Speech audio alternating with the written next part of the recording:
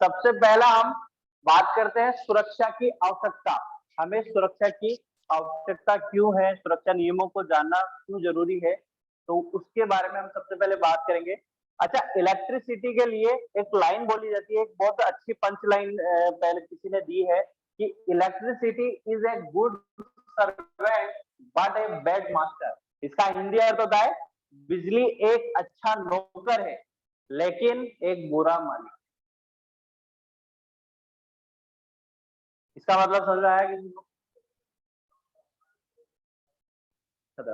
यानी अगर बिजली से हमारे बहुत सारे काम होते हैं, हम बहुत सारे काम कराते हैं बिजली से, पंखा चलवा रहे हैं, लाइट चलवा रहे हैं, सब कर रहे हैं, तो ये एक अच्छा सर्वेंट है, हमें बहुत सारी चीजें सहूलियत देता है। जब ये झटका देता है, जब हमारे सर पे आ जाता है, तब ये क्या है, बुरा मास्टर है, इंसान को मार भी सकता है ना। तो इसलिए बोला जाता है कि इसको एज ए सर्वेंट रखोगे तो बहुत अच्छा है, मगर इसको जब मालिक बना लोगे ना तो ये बहुत बुरा मालिक है। ठीक है, इसको मालिक नहीं बनाना आपको, इसको क्या रखना है, हमेशा सर्वेंट रखना है, इससे दूरी बनाए रखनी है आपको। ठीक है,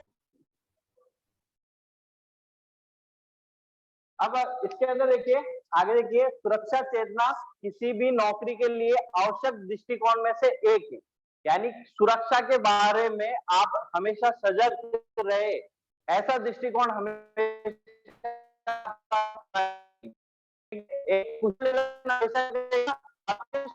करने की कोशिश और आदतों का प्रयास करेगा। उसकी आदतें ऐसी होगी, वो हमेशा सुरक्षित काम करेगा। जैसे कि अगर मुझे जॉइंट बनाना है तो कॉम्बिनेशन प्लायर का यूज करूंगा। अगर मुझे कील को ठोकना है तो वहां पे मैं प्लायर से नहीं ठोकूंगा, ईंट से नहीं ठोकूंगा, हैमर का यूज करूंगा। तो जो टूल जिसके लिए बना है उसका उपयोग करूंगा। ठीक है, कहीं पे भी मैं डायरेक्ट नंगे वायरों का हाथ से नहीं छूंगा, उसको हमेशा प्लायर की सहायता से पकड़ूंगा।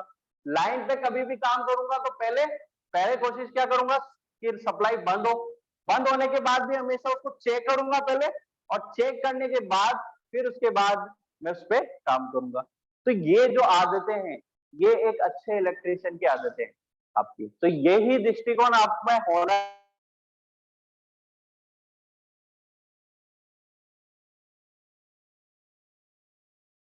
एक अच्छे इलेक्ट्रिशियन बनना चाहते हैं, कुशल बनना चाहते हैं, ये जो आपके सेफ्टी रूल्स हैं उनको आपको अपने जिंदगी में उतारना है।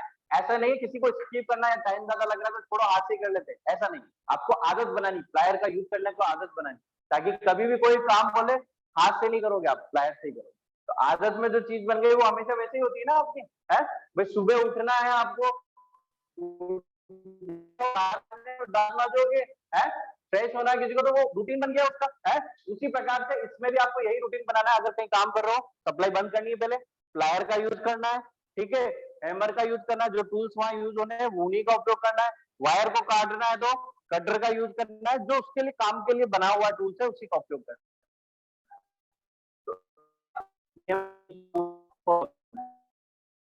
अच्छा, ये बातें होंगी,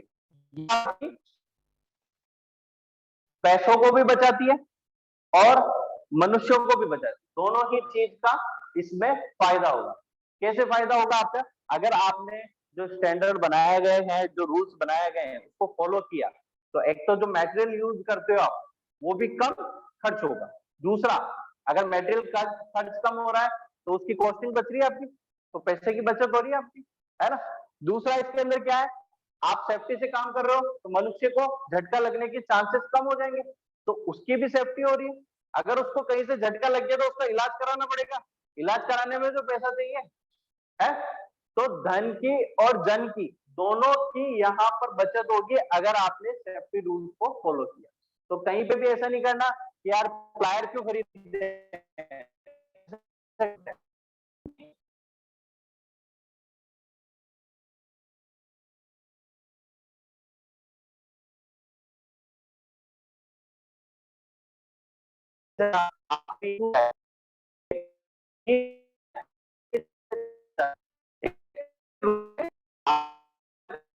रूल तो ये बोलता है सेफ्टी शूज होने चाहिए वर्कशॉप में, उसी को अलाउ किया जाता है जिसके सेफ्टी शूज हो।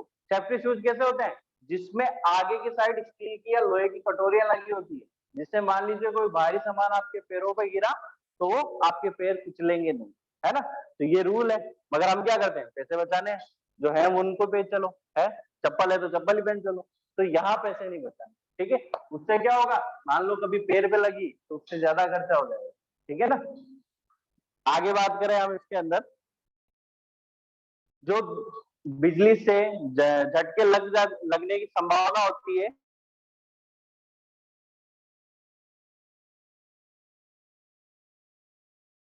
जो आपको फॉलो करने हैं आपकी रूटीन, हम उस पर बात करते हैं। यहाँ पर एक एक नियम को ध्यान से पढ़ते हैं और इनको उतारते हैं। सबसे पहला जो नियम है क्या बोलता है, केवल प्रशिक्षित व्यक्ति ही विद्युत का कार्य करना चाहिए। सबसे पहला नियम आता है, ठीक है। इसलिए आपको ट्रेनिंग दी जा रही है ताकि आप प्रशिक्षित हो और आप ही काम करें।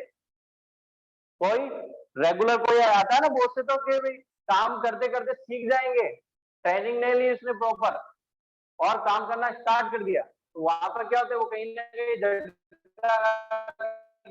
है ना। जिसकी प्रॉपर ट्रेनिंग हुई चैनल से, ऐसा नहीं है ट्रेनिंग इसी सेंटर पे होते हैं, बहुत से दुकानों पे जाके भी ट्रेनिंग लेते हैं। जो सीखे आपसे भी बहुत से ट्रेनिंग ले सकते हैं ना। आपने जो सीखा आपने दूसरे को डिलीवर किया, तो ये क्या है, आपने उसको ट्रेन किया, ठीक है। तो ट्रेनिंग कहीं पे भी हो सकती है मगर प्रॉपर ट्रेनिंग होनी चाहिए। ऐसी नहीं कि आधा अधूरा ज्ञान से आप काम करने चले जाओ, काम ना करें, ठीक है। तो इलेक्ट्रिशियन के काम के लिए या विद्युत के काम के लिए केवल प्रशिक्षित व्यक्ति ही काम करना चाहिए। इसलिए जितने भी गवर्नमेंट संस्था है वो लाइसेंसधारियों को ही काम करवाती है। कॉन्ट्रैक्टर में भी बोला था ना मैंने, कॉन्ट्रैक्ट ले सकते हो आप वायरमैन बी का, है तो वो क्या है, वो आपके लिए एक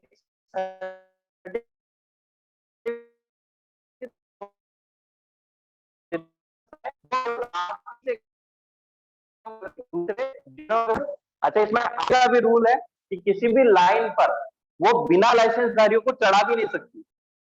जो आपके घरों के बाहर लाइन्स आती है ना, उस पे जो काम करते हैं लाइनमैन आते हैं, टेक्नीशियंस आते हैं, उनके पास भी अगर मान लीजिए उसने किसी प्राइवेट को ठेका दे रखा है, जैसे भिलवाड़ा की बात करूं मैं, भिलवाड़ा में सिक्योमीटर ये काम करती है, तो वहां पर भी उनके ऊपर भी ये रूल लगाया हुआ है कि आप जो भर्ती करोगे लाइनमैनों की और टेक्नीशियनों की, उनके पास लाइसेंस होना चाहिए, उन्हीं को आप लाइन पे काम करवाओगे। जिसके पास लाइसेंस नहीं है उनको आप लाइनों पर काम नहीं करवाओगे, ठीक है।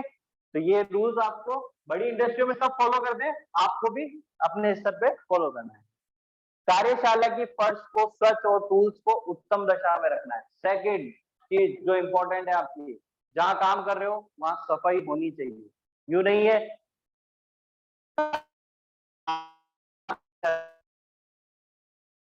कीले से काम किया और कीले जमीन पर बिखेर दी, आपके पैरों में लगी। जहां भी काम कर रहे हो पहले वहां की सफाई करो, और जिस टूल से काम कर रहे हो उसको देखो पहले वो प्रॉपर है या नहीं। प्लायर लिया, प्लायर का इंसुलेशन प्रॉपर है या नहीं। स्क्रू ड्राइवर लिया, कहीं से वो टूटा हुआ तो नहीं है, उसके ब्लेड सही है या नहीं है, तो वो अपनी बेस्ट कंडीशन में है या नहीं वो चेक करना है।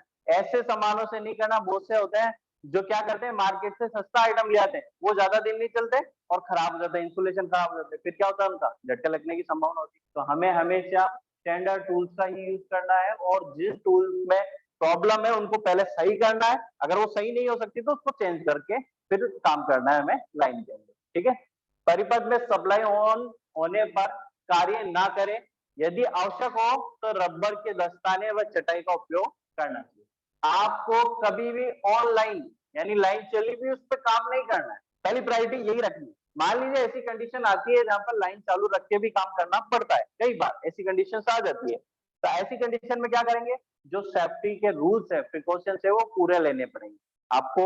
जहां पे भी काम कर रहे हो शूज, सेफ्टी शूज पूरे होने चाहिए आपके सबके। काम करने से आप जब भी मान लीजिए आप यहाँ से निकलते हैं किसी भी इंडस्ट्री में जाते हैं, एक सेफ्टी शूज जरूर आप नॉर्मली शूज ढंग के खरीद लेना जिसमें रबड़ का सोल हो और मोटा हो, ठीक है। ये आपके लिए बहुत जरूरी है सभी के लिए। तो आप सभी अभी अगर खरीद सकते हैं तो अभी खरीदें, और नहीं तो जब आप जाएं कहीं पे भी काम करने तो वहां सबसे फर्स्ट चीज आपको यही करनी है, ठीक है। और आपको जैसे कि मान लीजिए लाइन पे काम कर रहे हैं तो वहां पर आपको चटाई, एक रबड़ की चटाई आती है वो बिछा के आप काम करिए, या कोई प्लास्टिक का इंसुलेटेड मटेरियल है वो बिछा के काम कीजिए आप। और रबड़ के दस्ताने आते हैं जैसे आपने देखा होगा आरसीबी जो लाइनमैन ऊपर चढ़ते हैं और ऑनलाइन लाइनों पे काम करते हैं, वो रबड़ के दस्ताने पहनकर काम करते हैं ऐसी जगह पर, तो वहां पर आपको वो चीजें करनी पड़ेगी, है ना, ग्लव्स होते हैं, है ना, तो ये रूल्स हैं, उसको फॉलो करने पड़ते। नेक्स्ट हम बात करें विद्युत परिपथ पर कार्य करते समय लकड़ी अथवा पीवीसी रोधित हैंडल पेचकस का ही उपयोग करना चाहिए आपको। दूसरे अगर कोई ऐसे स्क्रू ड्राइवर है उनका उपयोग नहीं करना है, या तो वो पीवीसी का होना चाहिए या आपके लकड़ी का होना चाहिए, ठीक है। अनावश्यक चालकों को स्पर्श नहीं करना चाहिए। मान लीजिए आप किसी जगह पर बहुत सारे वो वायर आ रहे हैं, वहां पर आपको जिससे काम है उसी को छूना है, बाकी को किसी को इधर उधर टच नहीं करना। मान लीजिए कोई फेज निकल गया तो, है ना, तो झटका लग जाएगा आपको। गर्म सोल्डिंग आयरन को उनके धारकों में रखना चाहिए, अन्यथा आग लगने की संभावना रहती है। बहुत से ऐसे करते हैं जो सोल्डिंग से काम करते हैं, वो सोल्डिंग आयरन को गर्म होने के बाद लकड़ी की चीजों पर रख देते हैं या टेबल पे रख देते हैं, है ना, तो इस प्रोसेस को नहीं करना है आपको। उसको आपको हमेशा सही तरह से, उसके होल्डर आते हैं जो लोहे के बने होते हैं, उसके अंदर ही आपको क्या करना है, रखना है। परिपथ में केवल उपयुक्त धारिता वाले फ्यूज का ही प्रयोग करना चाहिए। अधिक धारिता के फ्यूज का उपयोग करने पर अधिक धारा प्रवाह के कारण आग लगने का जोखिम रहता है। ये सबसे ज्यादा गलती करते हैं। आज देखना इतनी सारी वर्कशॉप है यहाँ पर, इस वर्कशॉप के अंदर देखना बहुत से बड़े बड़े साइज के फ्यूज लगा रखे हैं सबने, और किसके लगा रखे हैं, कॉपर के वायर के, मोटे मोटे वायर, बार बार उड़ता है, मोटा लगा दो एक बार। ये सबसे बड़ी गलती है यहाँ पर। हमेशा फ्यूज वायर आपके, अगर कॉपर के वायर का, वैसे कॉपर का वायर का नहीं बांधना होता है, आपको टीन और सीसा का मिश्र धातु का फ्यूज वायर मिलता है मार्केट में, अलग अलग एम्पियर रेटिंग के हिसाब से अलग अलग आता है वो, ठीक है, वो बांधना है। मान लीजिए आपको कोई केस ऐसा आ जाता है जहां बांधना ही पड़ रहा है आपको टेम्परेरी, तो उसमें आपको आपकी करंट एम्पियर के अकॉर्डिंग, जैसे मान लीजिए आपकी घरेलू लाइन है तो उसमें 2 या 3 पतले वायर आते हैं ना, बस उतने ही बांधने, इससे ज्यादा नहीं बांधने। बहुत से क्या करते हैं, पूरे वायर छिला 1 mm का पूरा बांध दिया, 1 mm वायर कहां से उड़ जाएगा, पूरी लाइन चला देगा उसको, क्योंकि फ्यूज है क्यों, वो सेफ्टी के लिए है ना। अगर ज्यादा करंट है तो वो उड़ना चाहिए, तो उड़ने के लिए तो लगाया हमने, है भाई, उड़ने के लिए तो लगाया, अगर वो नहीं उड़ेगा तो आगे की चीजें उड़ेगी। तो ये गलतियां सबसे ज्यादा होती हैं और आज भी बहुत से करते हैं, तो आपको ये चीज नहीं करनी। परिपथ के स्विच को बंद करने के पश्चात ही फ्यूज को आपको पृथक करना चाहिए। आप कहीं से फ्यूज हटा रहे हैं तो मेन स्विच सबसे पहले ऑफ करना है, उसके बाद फ्यूज हटाना है। कभी भी लाइन के अंदर फ्यूज को नहीं खींचना है आपको, ये चीज ध्यान रखना। मानकीकृत उप साधन जैसे सॉकेट, स्विच आदि का प्रयोग केवल उनकी उत्तम दशा में होने पर ही करना चाहिए। जितने भी आप सॉकेट, स्विच, जो भी आप एक्सेसरीज लगाते हो, जब भी आप वायरिंग वगैरह करते हो, जैसे सॉकेट, सॉकेट का मतलब ये 3 पिन जो पॉइंट आता है ना, इसको सॉकेट बोलते हैं, जिसमें आपके चार्जर वगैरह लगाते हो, ये सॉकेट हो गए या स्विच हो गए, ये सब ISI का मार्क आता है इनके ऊपर, वो ही हमको यूज करना है। पहली चीज तो मानकीकृत करता है इसको ISI चिन्ह द्वारा, तो उन्हीं का हमें प्रयोग करना है। और इनको भी प्रयोग करने से पहले देखना है कहीं टूटा हुआ तो नहीं है, प्रॉपर काम कर रहा है या नहीं कर रहा है, नहीं काम कर रहा है, ऐसे चेक करना है इसको, है ना, कहीं से ये अटक तो नहीं रहा, अगर अटक रहा है तो चेंज उसको वहां पर नहीं लगाना है, ठीक है। अस्थायी वायरिंग में विद्युत परिपथ का कभी भी विस्तार नहीं करना चाहिए। आपने कोई टेम्परेरी लाइन खींची, मान लीजिए एक लैंप चलाने के लिए, अभी मान लीजिए नया मकान बना है और वहां केवल एक लाइट की जरूरत है, तो आपने एक लाइट के लिए 2 तार निकाल दी, खींच दिए, इसको बोलते हैं टेम्परेरी वायर, है ना, बाहर निकाल दी। जैसे मेलों के अंदर होती है, सारी ओपन वायरिंग होती है टेम्परेरी, तो उनके अंदर आपको ऐसा नहीं है कि 2 और लैंप लगाने तो उसी को खींचे जा रहा हो, आगे खींचे जा रहा हो, ऐसा नहीं करना होता है ना। टेम्परेरी लाइन है, उसका विस्तार नहीं करना आपको, बस वो है जो उतनी, अगर आपको दूसरा लैंप लगाना है, दूसरा वायर लेके आओ, उसको ज्यादा आगे से आगे एक्सटेंड नहीं करना होता, ठीक है। इससे क्या होता है, वो जलने की संभावना बढ़ जाती है, वो फाल्ट आने की संभावना बहुत ज्यादा होती है।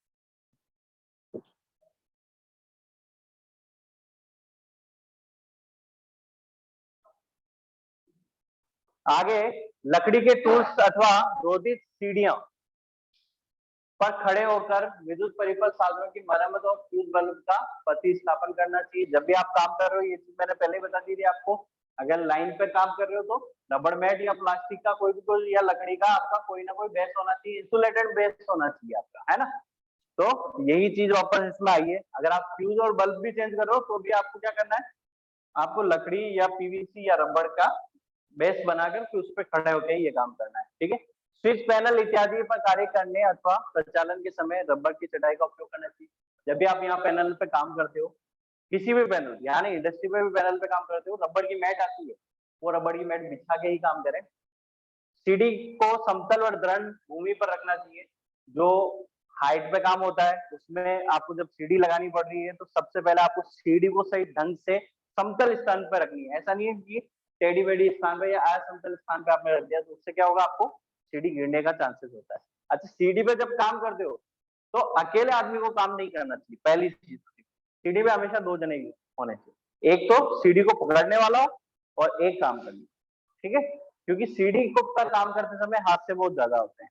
तो आपको ये चीज ध्यान रखनी है कि सीढ़ी पे हमेशा 2 जनों के साथ काम करें, एक नीचे पकड़ने वाला हो और एक ऊपर काम करने वाला। जो टूल्स भी दे वो क्या करता है, नीचे टूल्स रह जाएगा तो कौन देगा, बार बार उतरोगे थोड़ी, वो कोई देगा आपको, है ना, हेल्प करती है। बिंदु अथवा खंभों पर कार्य करते समय सदैव सुरक्षा पेटी का उपयोग करना चाहिए। अगर आप हाइट पे काम कर रहे हो तो वहां पर हमेशा एक सेफ्टी बेल्ट आती है जो आपके पूरे शरीर में पहन ली जाती है और उसमें हुक होते हैं। तो उस हाइट पे जाके वो हुक वहां लग जाते हैं। मान लीजिए सीढ़ी कभी गिरी तो आप उससे झूल के वहीं लटक जाओगे, नीचे नहीं गिरोगे। तो वो सेफ्टी बेल्ट होती है, ये बहुत इंपॉर्टेंट है आरसीबी के अंदर, इसको फॉलो करना चाहिए। वो झूला यूज करते हैं जो कि गलत है। सेफ्टी बेल्ट पूरा होता है, झूला में क्या आदमी गिर सकता है, पीछे उलट सकता है ना, जबकि सेफ्टी बेल्ट से वो निकलेगा नहीं, उससे पूरे शरीर को वो कवर कर लेती है। नेक्स्ट, यंत्र के चल भाग पर कभी अपने हाथ को न रखें। वह ढीली बाहों की कमीज अथवा झूलती हुई टाई पहनकर मोटर अथवा जनरेटर के चलित भाग अथवा गिरियों पर कार्य न करें। ये बहुत इंपॉर्टेंट चीज है, बहुत हादसे होते हैं। ढीले कपड़े नहीं पहनने, पहला रूल, कड़े नहीं पहनने, ठीक है। काम करते समय आप पहनते हैं नॉर्मल है, मगर जब काम करते हैं या तो उनको बाहों के ऊपर चढ़ाकर आपकी बाहें पूरी पैक कर दें, वो नीचे नहीं आएंगी, है, या उनको खोल के काम। इससे कई बार दुर्घटना हो चुकी है। वो काम करते हैं, कड़े पहने होते हैं, तो वो 2 वायरों पे जाके टच हो जाती है, पेड़ से टच हो जाती है, तो उस कंडीशन में शॉर्ट सर्किट होता है और आदमी वहीं पर मृत्यु हो जाती है, ठीक है। तो कड़ों का उपयोग ना करें और कपड़े ढीले उपयोग ना करें। जहां पर भी चलने वाली मशीनें हैं, क्योंकि क्या होते हैं, कपड़े आपके उनमें आ सकते हैं, जैसे कुर्ते वगैरह पहन के काम ना करें, ठीक है। कपड़े टाइट होने चाहिए, टाइट ऐसे नहीं कि इतने टाइट होंगे कि आप कंफर्टेबल होने चाहिए, जिसमें आप आसानी से झुक भी सकते हैं, बैठ भी सकते हैं। ऐसे ही कपड़े आपको पहन के करने हैं वहां पर। और किसी भी रोटेटिंग पार्ट को नहीं छूना है आपको, वरना आपका हाथ के अंदर जा सकता है। तो ये चीज आपको जहां पे भी वर्कशॉप में काम कर रहे हो तो ये रूल आपको खास ध्यान, ठीक है। विद्युत उपकरण के कनेक्शन कसे हुए होने चाहिए, ढीले जुड़े केबल गर्म होकर जल जाए। जहां पे भी आप कनेक्शन उसको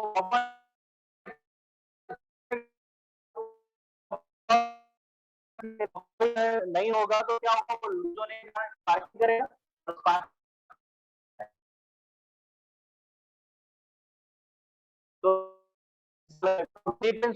प्लस के साथ सभी विद्युत उपकरण वो सब यूज कर रहे हो, सॉकेट यूज कर रहे हो, उसमें आपका कनेक्शन होना चाहिए। जैसे कि इसके अंदर जो आपके 3 पिन सॉकेट होता है उसके अंदर सबसे ऊपर वाला जो मोटर वाला होता है उसको अर्थ कनेक्टेड होना चाहिए। आपके घर में भी जितनी वायरिंग है वो अर्थ से कनेक्टेड होनी चाहिए। जितने भी मेटल बॉडी है वाले उपकरण वो सब भी अर्थ से, उनके भागों को अर्थ से वायर से कनेक्टेड रखना चाहिए, ठीक है। बंद परिपथ पर कार्य करते समय फ्यूज बंधकों को अलग करना चाहिए और सुरक्षा चिन्ह का प्रयोग करना चाहिए। आप कभी भी काम कर रहे हो तो आपने लाइन बंद कर दी, स्विच बंद कर दिया तो काम नहीं करना, गट्टे हटा के आपके जेब में रख के ले जाओ ताकि कोई पीछे जाके चालू ना करे, है ना। वरना ऐसे कई खतरे में आदमी काम कर रहा है, उसने बस लाइन बंद करी, वो कोई आएगा लाइट बंद है चालू कर, है ना। तो वो चीज नहीं करनी, गड्ढे उतारो जेब में रख लो और एक नोटिस बोर्ड लगा दो कार्य प्रगति पर, तो आगे वाला समझ जाएगा कि कोई इस पे काम कर रहा है। ये चीजें बहुत आरसीबी में बहुत होती है दुर्घटनाएं, जो ये नीचे वाली है, इसमें कई जने काम करते रहते हैं, पीछे से लाइन चालू कर देते हैं। जलवाहक लाइनों पर भू संपर्क नहीं करना चाहिए। बहुत से क्या करते हैं, आपकी आपकी जो नल फिटिंग्स होती है उसको अर्थ की तरह यूज करते हैं, तो फिर क्या होता है आपका जब आप पानी भरते हो तो उसमें झटका आता है ना, पानी भरते हैं या नल पे हाथ लगाते हैं तो झटका आता है। तो उसका रीजन यही है कि उसने क्या किया, कोई अर्थ वायर आपके पाइपलाइन से जोड़ दी या कोई फेज वायर आपके पाइपलाइन से टच हो दी। ये दो रीजन होते हैं, है ना। तो ये चीज आपको ध्यान रखना है कि आपको वो नल पाइपलाइन का यूज कभी भी अर्थ के रूप में नहीं करना है। अर्थिंग का हमेशा एक अलग से सिस्टम होता है, वो पूरा वायर भी अलग रहता है। विद्युत उपकरणों पर पानी का उपयोग नहीं करना, सॉरी, विद्युत उपकरणों पर आग बुझाने के लिए पानी का उपयोग नहीं करना चाहिए। आप इलेक्ट्रिसिटी के कारण कोई आग लगी है तो ऐसा नहीं है उस पर पानी डाल दो, उससे आपको झटका आ जाएगा। उसके लिए अलग से टाइप के आपके फायर एक्सटिंग्विशर आते हैं, जो हम आगे वाले चैप्टरों में पढ़ेंगे, है ना। उच्च वोल्टा लाइन और संधारित्र व उपकरणों पर कार्य करने से पूर्व स्थैतिक विद्युत को डिस्चार्ज करनी चाहिए। आप जितनी भी हाई वोल्टेज लाइन है उनमें क्या होता है, एक गुण होता है कि वो इलेक्ट्रिसिटी को स्टोर कर लेते। आप लाइन काट दोगे ना और फिर भी काम करोगे तो भी वहां झटका जाता है। ये किसके कारण होता है, उसका कैपेसिटेंस इफेक्ट के कारण। एक कैपेसिटेंस इफेक्ट होता है जिसमें क्या होती है, ऊर्जा स्थिर ऊर्जा के रूप में वहां पर इकट्ठी हो जाती है, और जब आप उसके जाकर हाथ लगाते तो वो आपके शरीर से होकर डिस्चार्ज होती है। तो हाई वोल्टेज जितनी भी लाइनें हैं उन सब पे पहले क्या करना चाहिए, एक अर्थ चेन आती है, एक अर्थ चेन आती है जिसका एक इलेक्ट्रोड तो जमीन में गड़ जाता है और दूसरा उस चेन से कनेक्टेड होता है। तो वो क्या करेगा, उसको डिस्चार्ज कर देगा। तो जो भी लाइन है उसको पहले डिस्चार्ज करनी होती है अर्थ चेन के थ्रू या किसी भी अर्थ वायर के थ्रू, है ना। आप डिस्चार्ज कैसे कर सकते हो, उसको वायर को आप अर्थ से कनेक्टेड कर दो, जमीन से जोड़ दो, है ना। तो वो क्या हो जाएगी, डिस्चार्ज है, फिर ही आपको उसको काम करना है। तो ये कुछ इंपॉर्टेंट सेफ्टी पॉइंट्स थे आपके लिए जो आपको काम करते समय ध्यान रखना है। तो ये यूजफुल है या नहीं आपके लिए, है ना। अब बात करते हैं हम इलेक्ट्रिक शॉक की।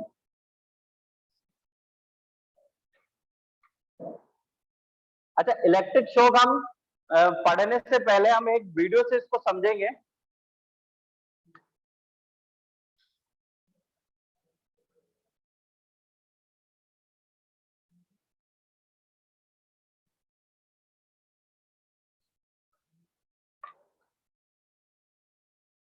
इलेक्ट्रिक शॉक क्या होता है उसके बारे में हम देखेंगे, है ना।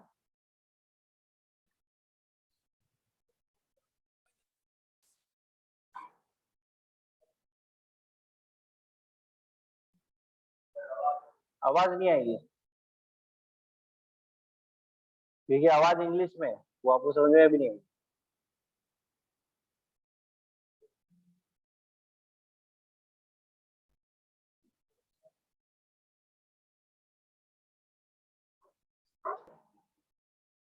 नहीं बताइए भाई, चेन्नई की मैडम है, ये इंग्लिश में बोलते हैं।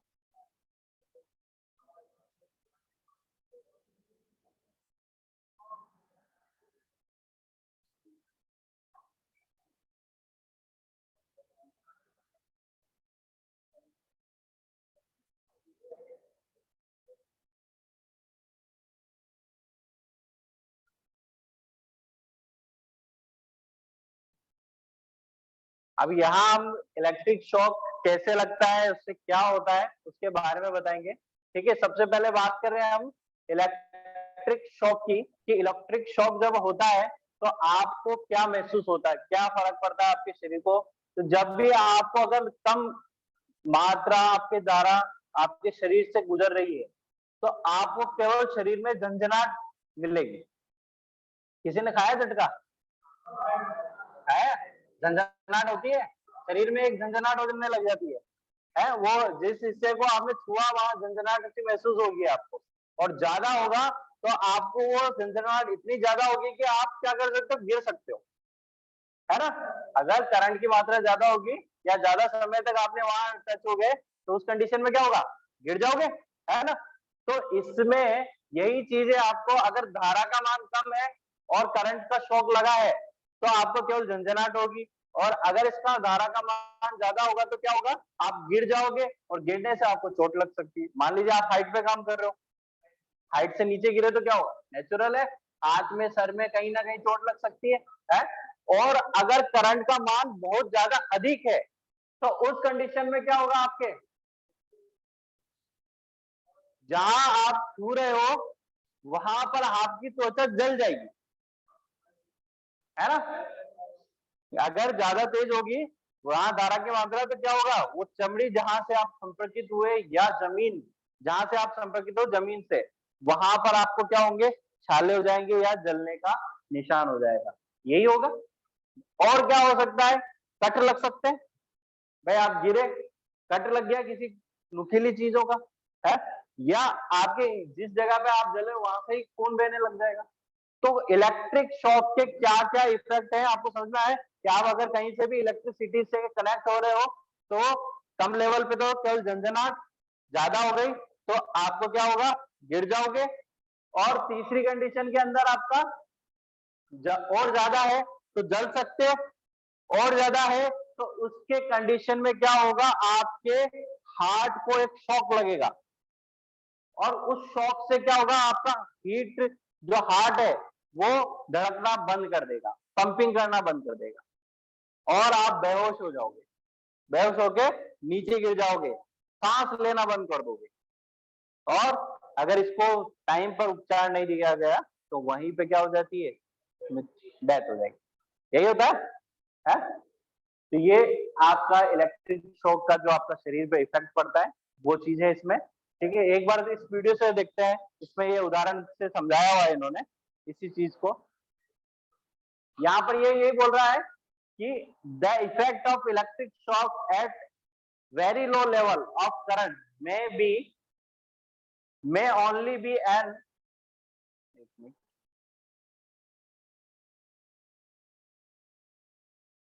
ये झंझनाहट, केवल झंझनाहट होगी आपके शरीर, है ना। और ये आपको गिरा सकती है, आपका बैलेंस बिगाड़ के आपको गिरा सकती है। और at high level of current the person receiving a shock may be throw off, दूर गिर सकता है इसके अंदर, अगर ज्यादा तेज अगर उसका झटका है, ज्यादा करंट की मात्रा है तो क्या होगा, वो गिर जाएगा, ठीक है ना।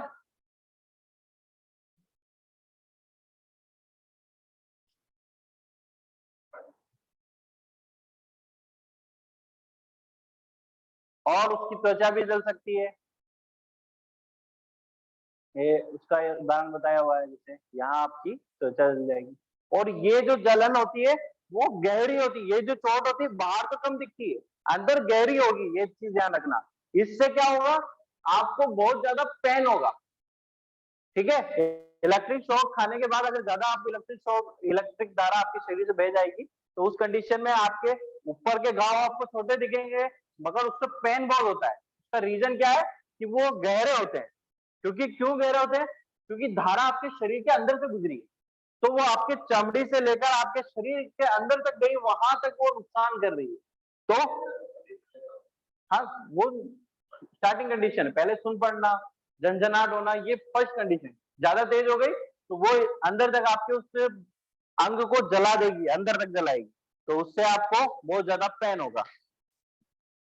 और इस समय पे आपको फर्स्ट एड क्या देना होता है, अगर आप किसी के, ये तो कंडीशन हो गई इलेक्ट्रिक शॉक और उसके इफेक्ट, कि अगर आपके किसी के इलेक्ट्रिक शॉक लगा तो क्या क्या आपको इफेक्ट आएंगे। आगे चलते हैं इसमें। अब इसका उपचार कैसे करते हैं, मान लीजिए आपके किसी का इलेक्ट्रिक शॉक लग गया तो उस कंडीशन में आप क्या करोगे, वो चीज, if we or someone else has been shocked, what should we do, हम क्या करें अगर किसी को शॉक लग गया, वो अब हम आगे यहाँ पर वीडियो में देखेंगे।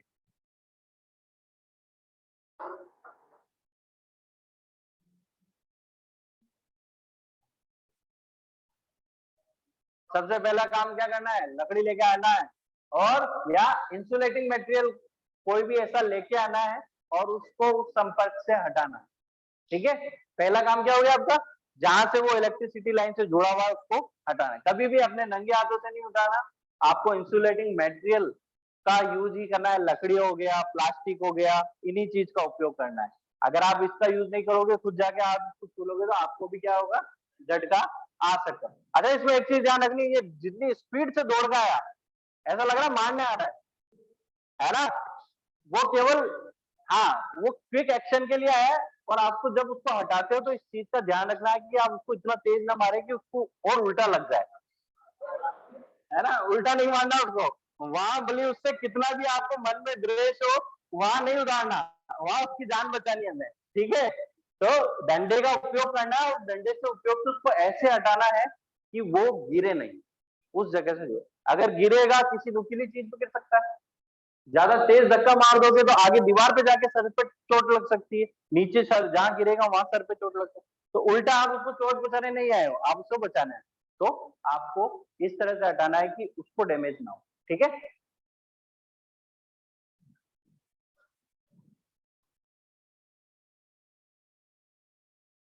तो पहला आपको समझ में आया कि आपको क्या करना है वहां पर। सबसे पहला काम क्या करना है, उसको इलेक्ट्रिसिटी लाइन से अलग करना है। और अगर आप इलेक्ट्रिसिटी लाइन से अलग नहीं कर पा रहे हो तो क्या करना है, उस लाइन को बंद करना है ना, मेन स्विच को बंद करना। दोनों तरीके हैं, या तो आप इंसुलेटिंग मटेरियल से हटाओ या लाइन को बंद करके उसको सप्लाई से अलग करो, ठीक है। If assistant is close at the hand set for medical aid, अगर कोई असिस्टेंट मेडिकल असिस्टेंट पास में है तो उस कंडीशन में आपको क्या करना है, उसको मेडिकल असिस्टेंट के पास भेजकर उसको फर्स्ट एड उसका करवाना है, ठीक है। अगर कोई है आपके पास में तो सबसे पहले आपको उसको क्या करना है, वहां पर फर्स्ट एड देना है वहां पर, ठीक है। इसमें आपको क्या करना है, जैसे वो जल गया था तो उसको आपने क्या किया, पट्टी लगा दी। और आपको ये इंश्योर करना है कि वो कभी भी लाइन से ना जुड़ा हो।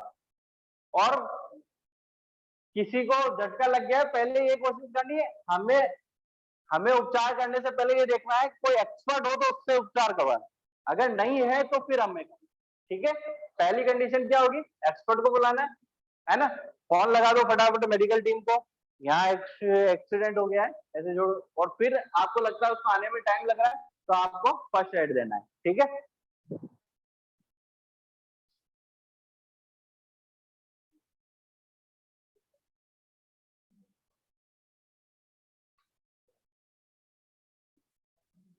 हाँ, अब देखो, मान लीजिए किसी को झटका लग गया, आपने उसको विद्युत सप्लाई से अलग कर दिया। अब वो झटके के ऊपर डिपेंड करता है कि उसकी स्थिति क्या होगी। झटका जो अगर विद्युत धारा ज्यादा उससे बह रही है तो हो सकता है कि वो बेहोश हो जाए, सांस नहीं ले रहा हो, या सांस ले रहा हो होश में ना हो, है ना, या उसकी जीभान मुड़ गई हो, अंदर गले में अटक गई हो, ऐसा भी होता है कई बार, है ना, ठीक है। तो आपको क्या करना है, उसको सबसे पहले एक हवादार जगह पर लेटा देना है, खुली जगह पर। उसको जब भी झटका लगा है पहले सबसे पहले तो सप्लाई से अलग करना है, और फिर क्या करना है, खुली जगह पर उसको लेटाना है और चेक करना है कि वो ब्रीथ कर रहा है, सांस ले रहा है या नहीं, ठीक है। पहली कंडीशन क्या हो गई, सांस लेना चाहिए, है ना। अगर सांस ले रहा है तो फिर हम आगे के एक्सरसाइज करेंगे, जैसे कि मान लो उसके कोई जगह जला हुआ है तो पट्टी बांध देंगे, है ना। हाँ, दवाई ववाई कुछ नहीं देनी होती वहां पर, हमें कुछ नहीं देना हो, ठीक है। और अगर उसको पेन आ रहा है, ज्यादा ब्लडिंग हो रही है तो ब्लीडिंग पे भी हमें पट्टी बांधनी है आपके, ठीक है। जला हुए जगह पर बैंडेड नहीं लगानी, ये चीज पे ध्यान रखना। बैंडेड से क्या होता है, वो चिपक जाती है तो वो चमड़ी को उतार देगी। बैंडेड का कभी यूज नहीं करना है जली हुई जगह पर, ठीक है ना। हाँ, छाले पे और उन पे नहीं करना। और अगर वो सांस नहीं ले रहा है तो पहले उससे क्या करना है, उसके कपड़ों को हमें ढीला करना है।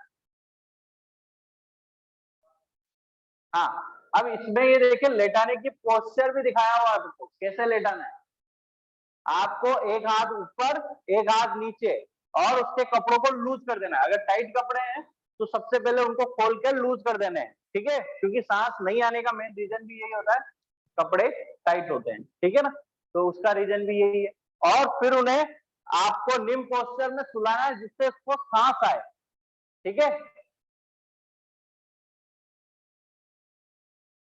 जैसे कि आपको ऐसे रखकर ऐसे सुला सकते हो, है ना, ऐसे पाँव करके सुला सकते हो, ऐसा टेढ़ा सुला सकते हो। इस तरह से इन पोस्चर में आपको सुलाना है जिससे वो रिकवर होगा, उसको रिलीफ मिलेगा, ठीक है। तो इलेक्ट्रिक शॉक अगर आपको ऐसा लगा है किसी को कि अनकॉन्शियस हो गया है, सांस ले रहा है मगर, तो उस कंडीशन में आपको क्या करना है, लेटा देना है। और उसका सांस प्रॉपर चले उसके लिए आपको निम्न प्रोसेस है, आप इस तरह से लेटा के उसको आप उसके रूटीन प्रोसेस को चालू कर सकते हो शरीर के, और उसको रिकवर करवा सकते हो। और अगर आपको लगे कि वो सांस नहीं ले रहा है, तो उस कंडीशन में क्या करना है आपको, कृत्रिम श्वास विधि द्वारा उसको श्वास देनी है। ठीक है, कृत्रिम श्वास मेथड पढ़ा होगा आप सभी ने छोटी क्लासों में। उसके अलग अलग मेथड है, हम आगे देखेंगे उसमें कि कौन सा मेथड कहाँ यूज किया जाता है। ठीक है, तो उससे उससे क्या होगा, जो श्वास नहीं ले रहा है उसका वापस वो सिस्टम चालू हो जाएगा।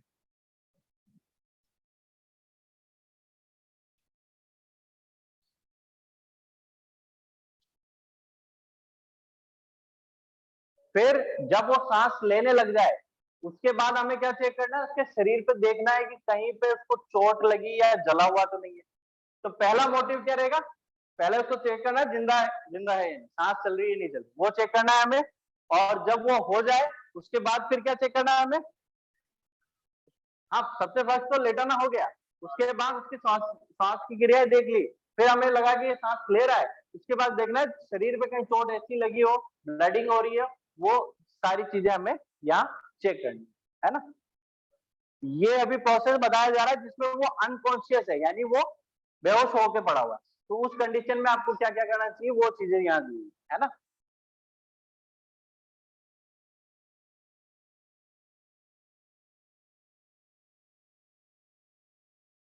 अब आपको इसमें देखिए मेन जो जगह होती है जहां आपको चेक करना होता है कि कहाँ चोट लगी है, तो आपको चेस्ट और बेली पर, चेस्ट यानी सीने पर और बेली का मतलब कमर पर, इन जगहों पर चेक करना है कि कहीं इसके वहां पर घाव तो नहीं है ना, वहां पर कट तो नहीं है। ठीक है, ये चीजें आपको चेक करनी।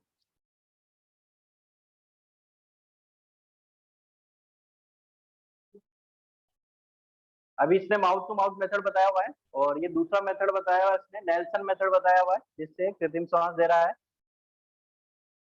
अगर उसका मुंह बहुत तेजी से जकड़ गया है, होता है ना, बहुत ज्यादा तेजी से जकड़ गया, खुल नहीं रहा है,